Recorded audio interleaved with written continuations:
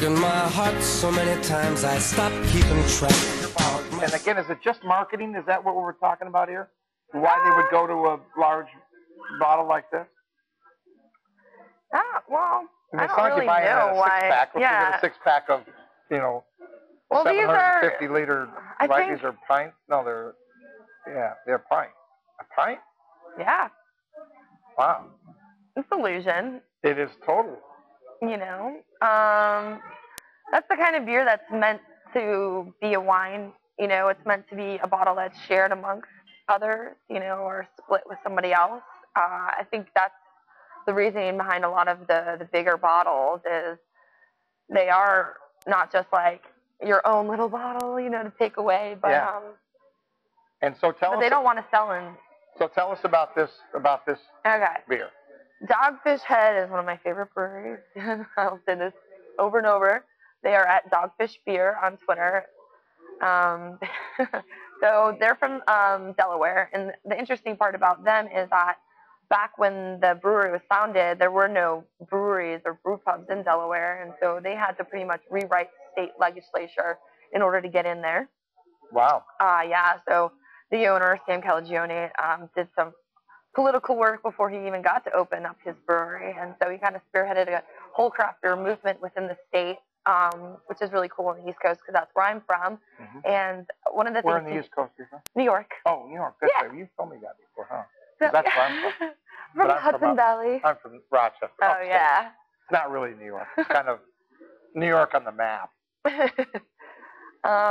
So one of the things that he is known for is extreme beers. You know, he was one of the first brewers to really go crazy with alcohol level, creating. Well, I noticed the alcohol in this was 9%. Yeah, and that's pretty light compared to a lot of his other stuff. His highest beers are 18, and he's got a bunch that are in the 18 range. He has an IPA in the 18 range.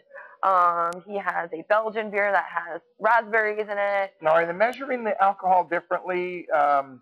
You know, you go to some places and I see that, you know, they have it up on the board, the different beers, and it'll say 7.5 or 8.5. Is that volume like this is? Yes, it's all alcohol per volume. But it's all alcohol by. Yeah. Okay. So that's how they measure it. So that's, I mean, in the standard of what you see. Oh yeah. If you went to a bar and I said, give me a glass of Budweiser, that's not going to be 9%. No, Budweiser's around 4 something. Wow. So a little more kick in the gear on that. Yeah. Another question, Andrew? This one is. OSU Marco. OSU Marco. There must be something really special about that. Go ahead. Fire away. What's the beer / wine that you want to try that you haven't yet? Okay, so the question is there a beer / wine that you would like to try and you haven't had yet? Always. Yeah. Well, right. I mean, in the wine world, of course, I would love to have some Chateau Latour and like some of those crazy wines. But in the beer realm, it's the beer that hasn't been produced yet, I guess, is probably the one I'm coveting the most.